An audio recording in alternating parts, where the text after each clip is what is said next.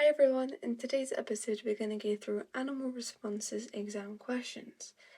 I'm going to show you from start to finish how to think, approach and answer the question so that you can get top marks. So for this question here, remember the technique is read the question first. So, suggest two conclusions that could be made from this observation about the control of resting heart rate in normal humans. It is a suggest and there's two conclusions. Admittedly, I used to struggle with these questions because I just didn't know how my answers meant to be in terms of, am I meant to go pretty specific? Am I meant to just state the obvious? I was very confused. So this is a very good question for us both to go and look at. So from this question, I don't know any information, so I'm going to read the information above it. So it says the normal human resting heart rate is approximately 70 beats per minute.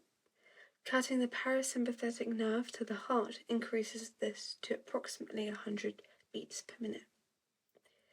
So this is a suggest, so they don't expect you to have learnt this specifically, but you can gauge what the answer is going to be from the information. So if we were to just lay this out very simply, essentially, us normal human beings, we have a heart rate at 70 beats per minute. But then when they cut the parasympathetic nerve, that increases the heart rate to 100 beats per minute. So it's basically saying, what conclusions can you draw from this information? Now, if you're still struggling, imagine this. You've got your friend right in front of you, and they ask you, oh, what does this even mean? Right? You're not trying to think of a mark scheme specific answer when you're talking to your friend. You're just going to say how it is. Now that's a technique. Just say it how it is.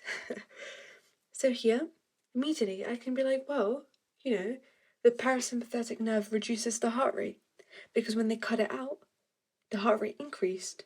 So when you have it, it means that it would decrease the heart rate. So that's number one, easy. Number two, I can just say that the heart rate reduces by approximately 30 beats per minute. There are two conclusions.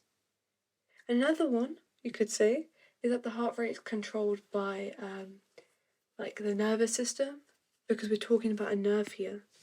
And they're all conclusions. They all tap into different things. Like the last one I just said about it being controlled by the nervous system just says it how it is. It's just saying overall, that's a conclusion that can be made about the resting heart rate and how it's controlled.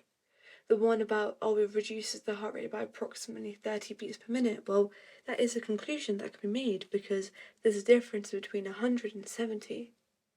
And the first one that I spoke about was the fact that, the parasympathetic nerve reduces the heart rate.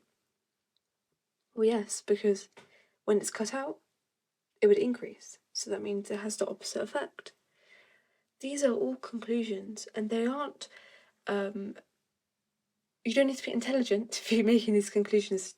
You just assess its information, and you just write answers from that. Next question says, suggest why it can be difficult for a doctor to conclude that the symptoms described in part III are definitely caused by damage to parts of the brain. So let's look at the symptoms and assess why they've even said that. So, okay, fatigue, weight gain, menstrual irregularities, low blood pressure or dizziness, and increased sensitivity to cold. I don't know about you, but to me that seems kind of vague. Other organs can do that as well. It's not just the hypothalamus and the pituitary gland that can do that. Well, that's one point I can say. Another point I could possibly say is, the symptoms might be caused by other diseases, they could be damage to the brain, but maybe they've got a disease that causes these symptoms as well. So it's not really a black and white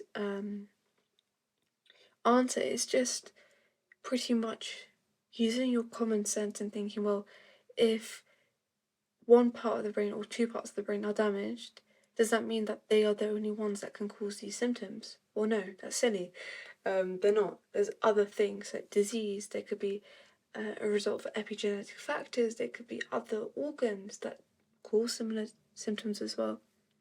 So that would be my answer.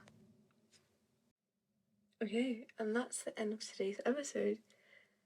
Remember, the two most important exam techniques are read the question first and state all the obvious points, and which you've gathered from this video, because by stating the points, the obvious ones, they're guaranteed marks.